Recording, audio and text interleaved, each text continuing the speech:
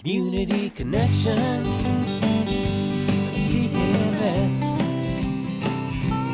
Local sounds, thoughts, passions, and success. Celebrate local, your neighbor's got a story to tell. Community connections, CKMS. Happy Friday, Waterloo Region. It is Friday, the 20th of January 2023. Today we're featuring the music of Tim McInnes, a composer and pianist from London, Ontario. We'll be giving him a call shortly and having a live on-air interview with Tim.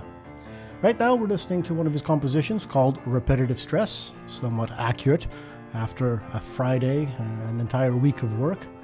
This is Tim McInnes from his album Shadow Life, Repetitive Stress.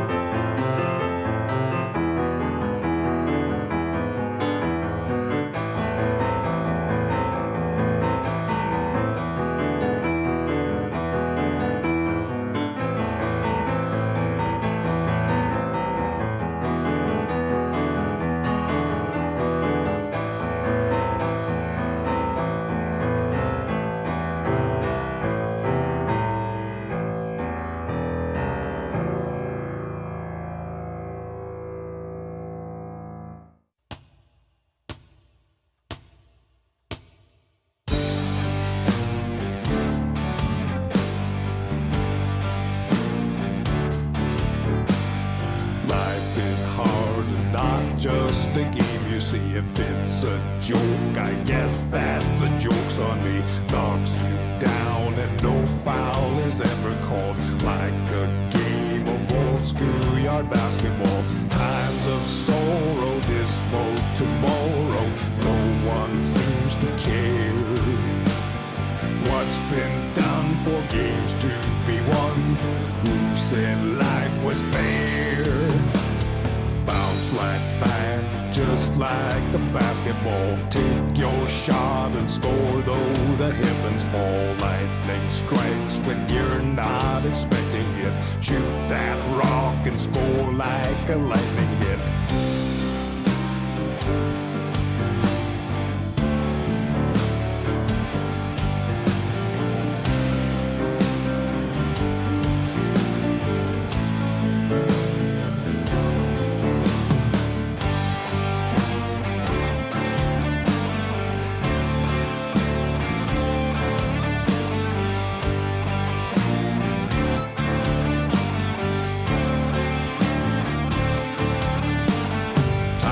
Sorrow, dismal tomorrow, no one seems to care. What's been done for games to be won? Who said life was fair? Times of sorrow, dismal tomorrow, no one seems to care. What's been done for games to be won? Who said life was fair? Bounce right back, just like a basketball. Take your shot and score, though the heavens fall. Lightning strikes when you're not expecting it. Shoot that rock and score like a lightning hit. Basketball Rock, a little unexpected from Tim McInnes, who I thought was a pianist and somewhat of a classical composer. Tim, glad to have you on the line. And Tim is, of course, not on the line, so give me just a second while I patch him in again. You there, Tim? Yes, I am. Good to hear you, Tim.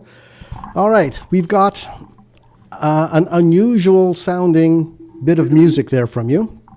It's Basketball Rock. Can you tell me about that? Well, that was my first and only foray into rock music. I wanted to write a rock song before I die, which is better than doing after, and having it recorded. These days, I'm not doing anything like rock. The music I'm doing has been labeled neoclassical music, so I suppose I've gotten more serious. Every now and then I'll do something funny like that, a novelty song, and I actually sent that song to the London Lightning office to see if they'd use it as their theme song or play it in games, but no dice yet.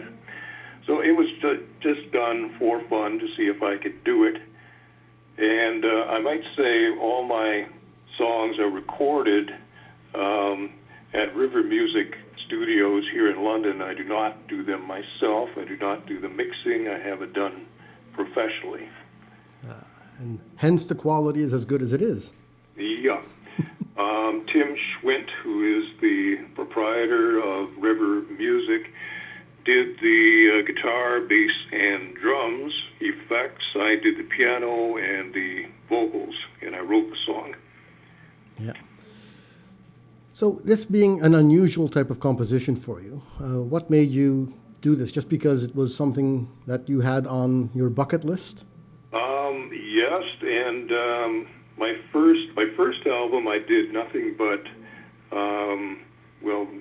practically everything was ragtime and New Orleans type music, because I was interested in that at that time.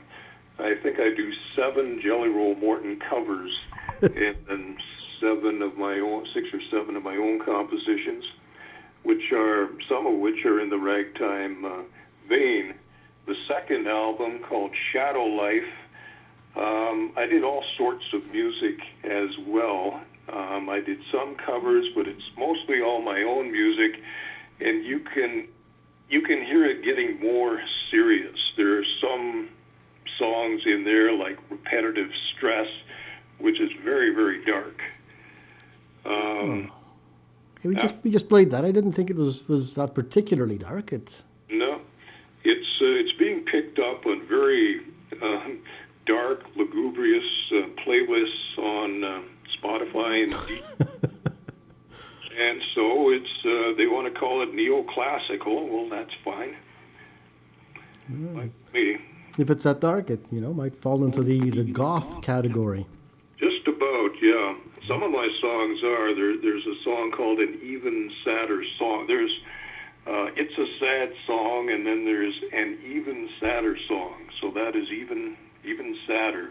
And that falls into the neoclassical category, I find. And the idea was to write the saddest song ever written. And it's sad, all right.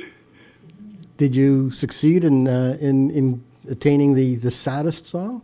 That's the saddest song I can do. I don't know if it's the saddest ever written by anyone. But it is sad. And I took, if you know the movie Spinal Tap, I took their advice and composed it in D minor, because D minor is the key that makes everyone weep. Oh, okay. So that was the idea behind that one. Is that the sort of thing that's being taught in the classical music schools? I wouldn't know, because I'm pretty much self-taught. I had some training as a kid on piano. I took the piano courses up to about age 10 or so, and then I let it go. And then I picked up piano again in my late teens, early 20s, and have been pretty much playing by ear. What I don't know about music theory, you could probably fit in a good-sized warehouse, but I am trying to pick up theory as I go. I find YouTube is very helpful for that. Mm-hmm. Let's take a quick break here. I mean, we've got a lot of your music in our digital library here, amongst which is an Even Sadder song. So I wouldn't mind actually playing that right now, and we can analyze it to shreds when you come back. Okay.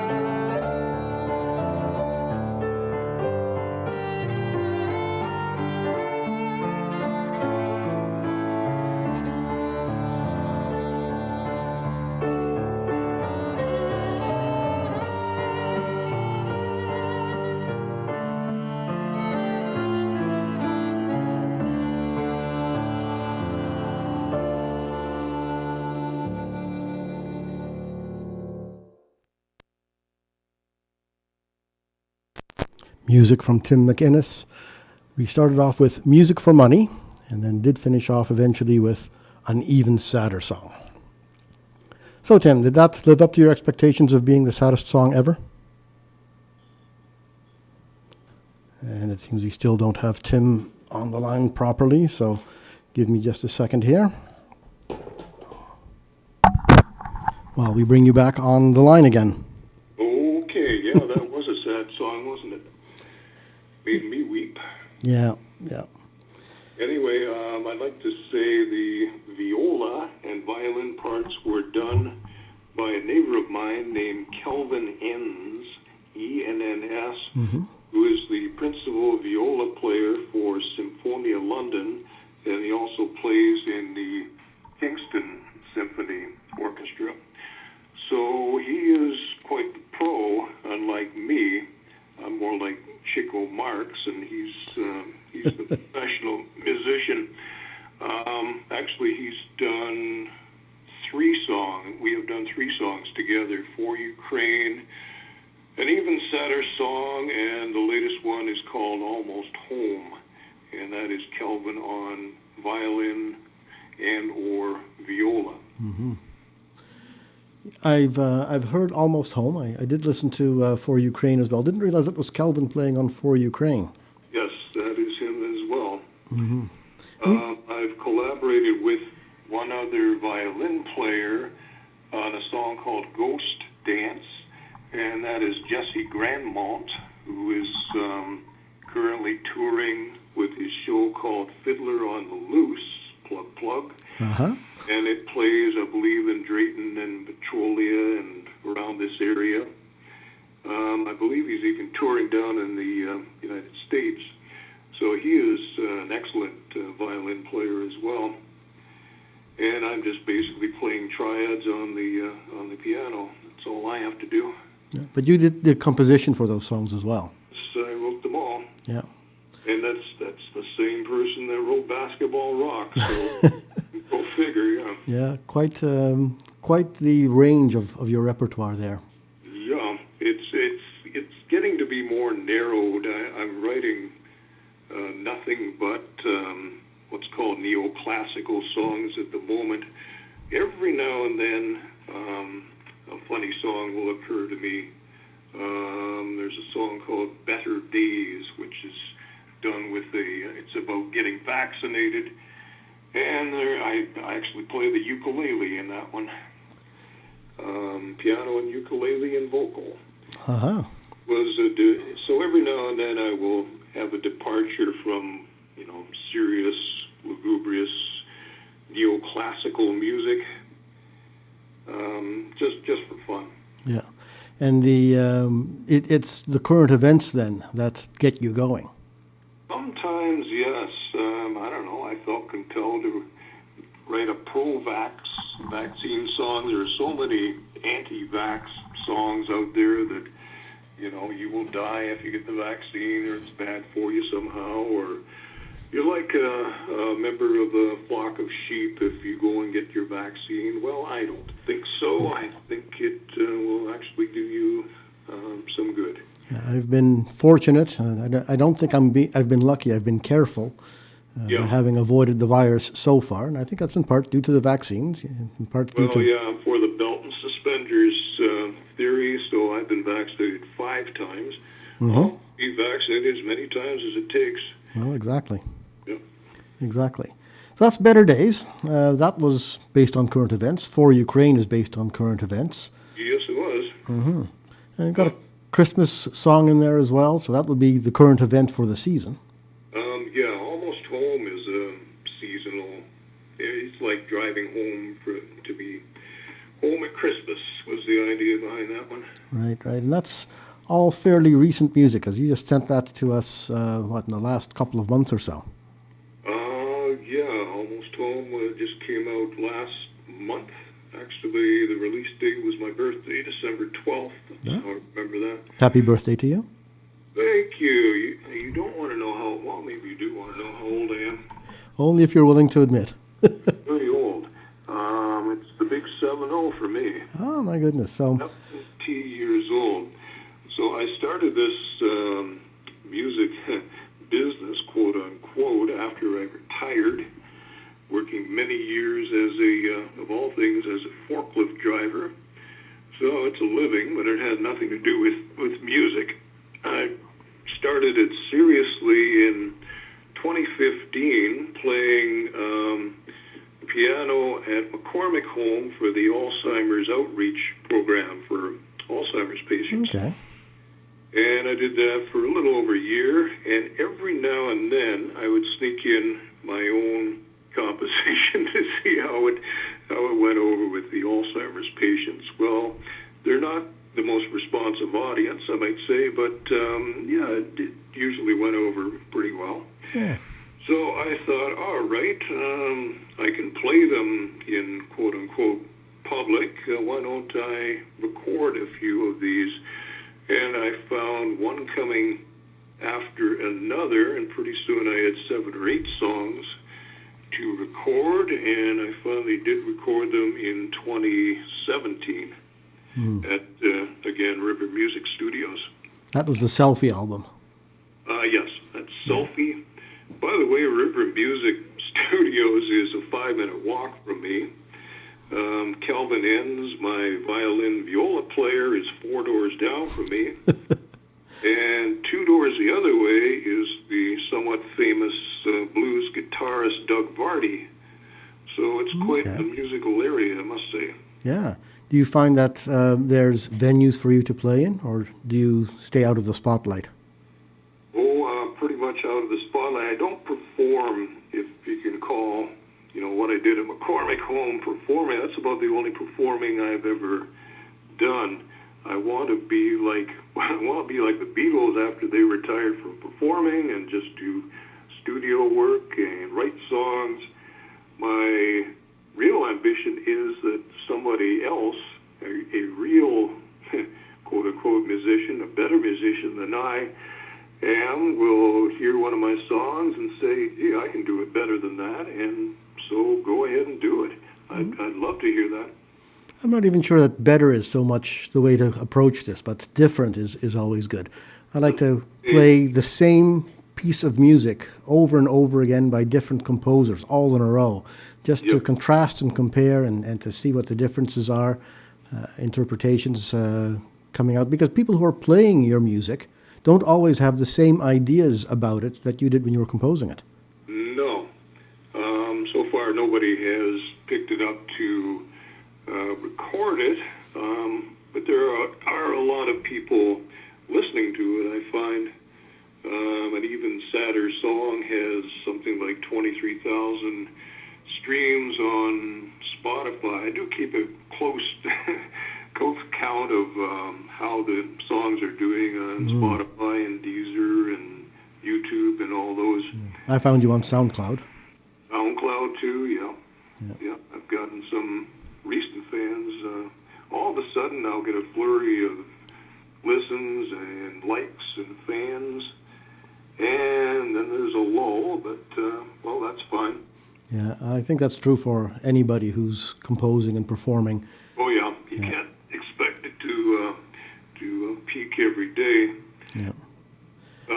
I'm working on a new song now, and these songs just occur to me out of the blue. The melodies do anyway, and I'm working on the right beats per minute, the right chords, the right chord changes, and it occurred to me, wait a minute, this sounds like something I've heard before. Well, yes, it does. It sounds like something I've written before.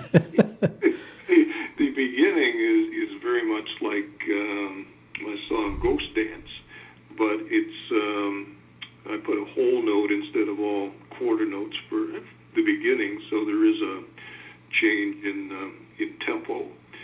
So some of it is a little bit the same. I don't think it's wrong to steal from yourself. No. Do you find that you might be getting into a rut, that you're doing the same sort of chord changes, the same sort of riffs and cadences over and over again?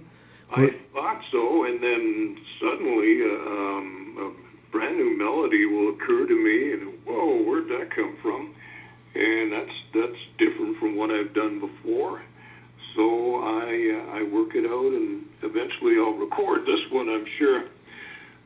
probably have, 100 songs that have gone through the transom of my mind, and there's parts of it, and I can't think of an ending to it, or I just plain forget them. I go to bed thinking, oh yeah, I'll remember the next day. Well, no, it is gone forever. Oh dear. So you can't keep two different songs in your head at the same time to work on them both. When I'm sitting there watching TV or listening to music, other music will come on, and it knocks the song right out of my head. Okay, it's sort of the opposite of an earworm, which is a song you can't get out of your head at all. Yeah, and this time what I've done is set up a video camera of myself playing on my piano, so I do have the record of it. So even if I forget it, I just go back to that. Oh yes, okay, that's the melody. Mm-hmm. Got some more music queued up here. I wouldn't mind playing something else of yours. Any requests? Well, let's see. How about Ghost Dance? Ghost Dance, we can do that. Yep. So the Ghost Dance is the one you were just mentioning. This is Jesse Grandmont on violin. Jesse Grandmont on violin. Up on piano. And Tim McInnes on piano, yes, of course.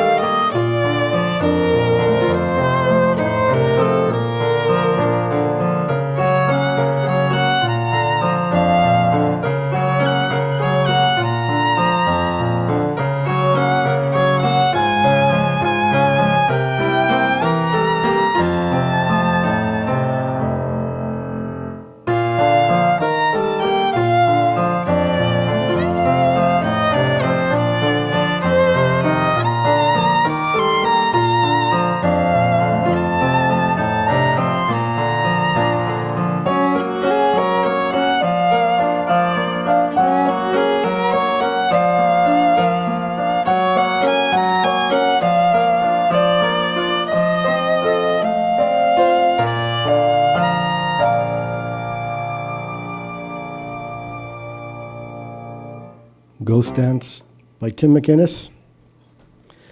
Didn't know ghosts waltzed. I didn't know that ghosts were waltzing creatures. I would have thought they would have crept stealthily along, but it seems that your ghosts, at any rate, are waltzers. Back in echo here. Yeah, I got a bit of an echo here too.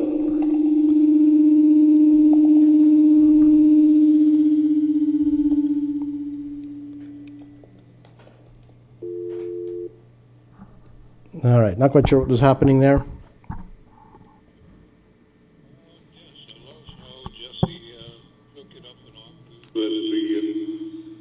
Towards the end, it was all made very well. I pretty much let.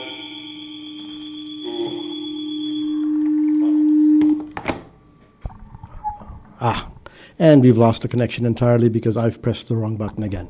So we're going to listen to a little bit more of Tim McInnes playing piano. This is the Pandemic Rag from a recently released album as well. We'll call Tim back in just a second.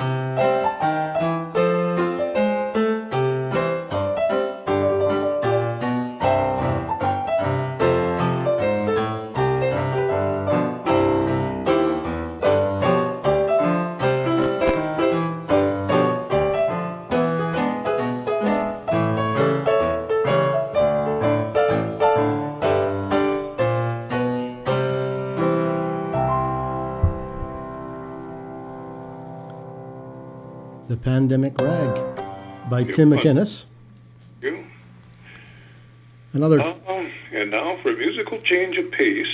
How about a waltz after a rag? Don't want to have two rags in a row. And this one is called Music Box Waltz.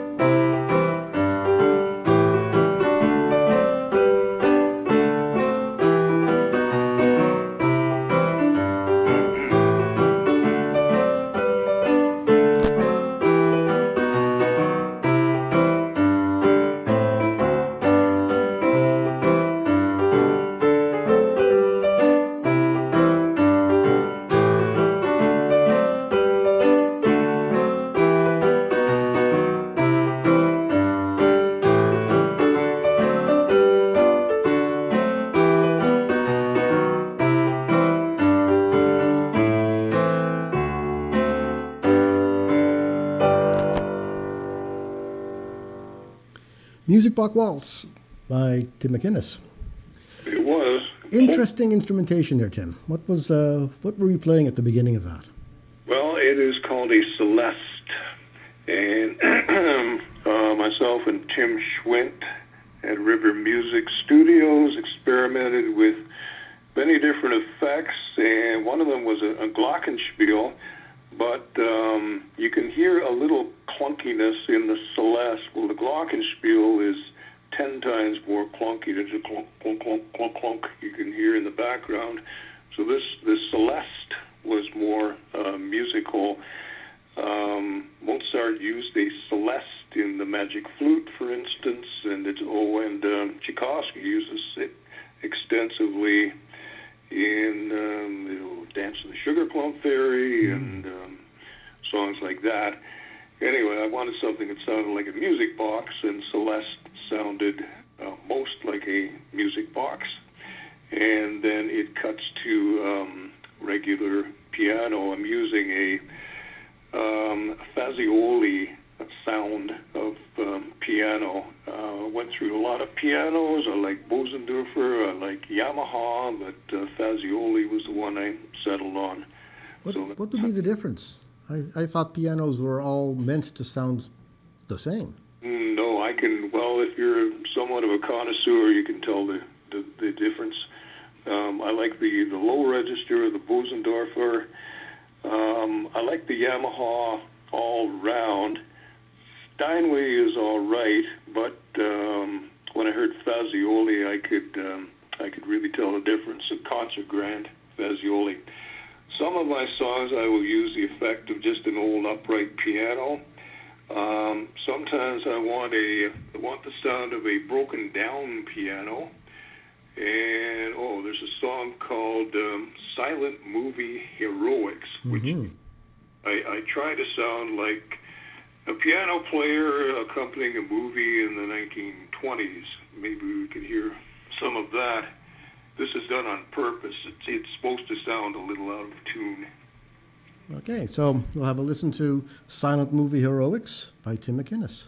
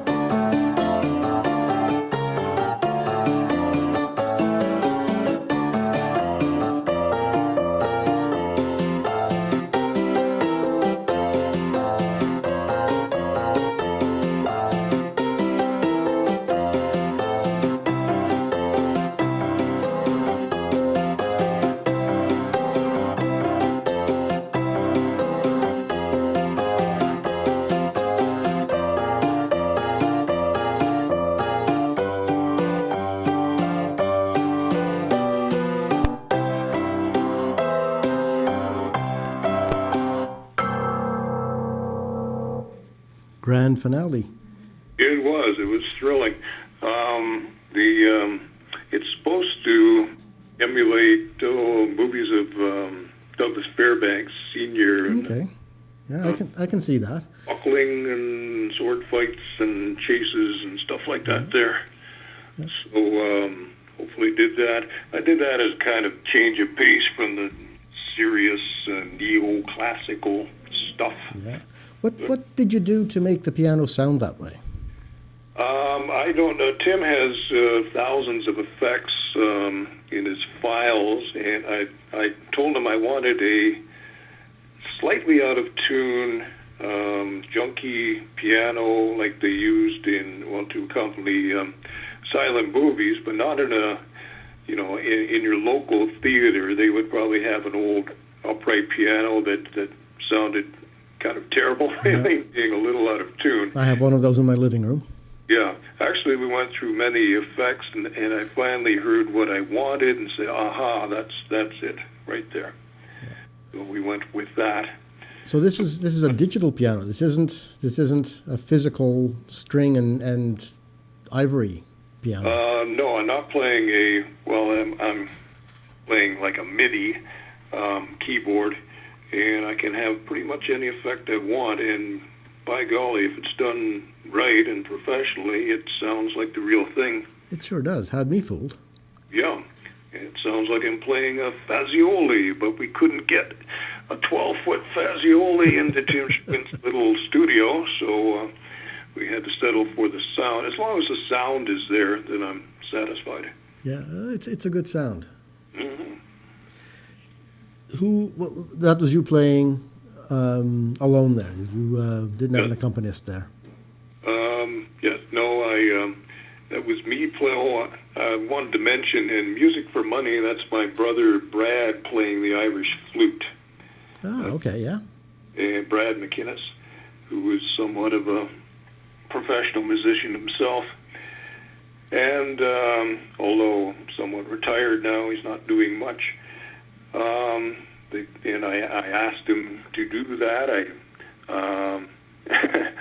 I kind of told him what the melody was, or showed him what it was, and there you go, you're on your own. So he could do whatever he wanted. Do you ever collaborate on composing? No, I never have. Although I have, let's say, borrowed from some composers.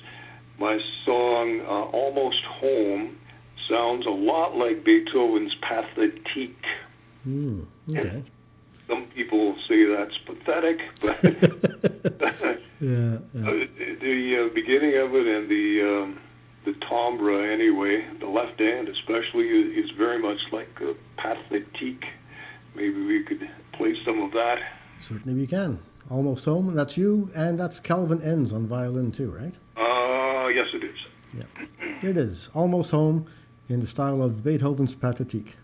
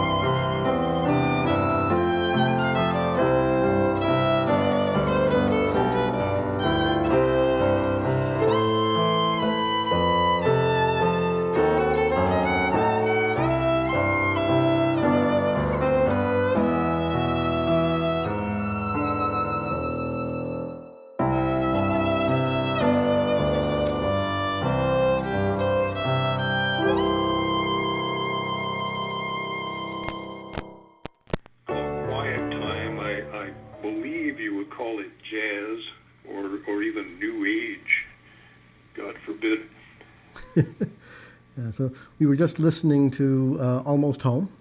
Yes. And as it was playing in the background, Tim and I were talking, and I thought it sounded a little bit Chopinish. Yep. And coincidentally, Tim has actually created a song called Chopinish. Yep. It's a quick one. It's a quick one. So I suppose you should play that as a means of contrasting and comparing the different styles of composers that Tim has emulated. It's the 25th prelude of Chopin, written by me. By Tim McInnes.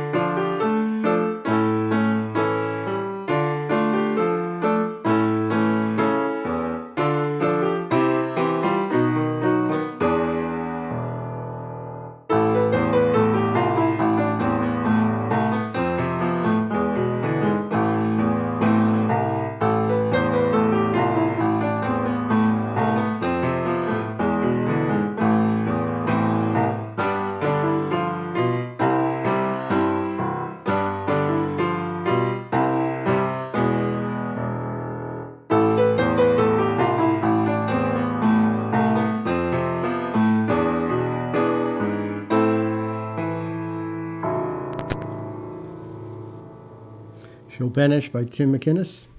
So then when you write some music like that, do you set out to write emulating another composer, or is it just something that comes to you after the fact?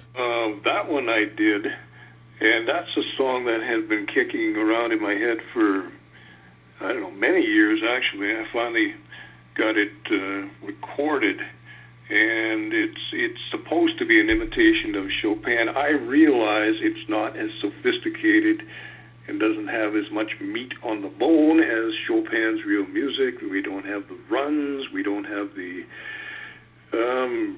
really the substance that Chopin did, but it's supposed to be a suggestion of him, of his music.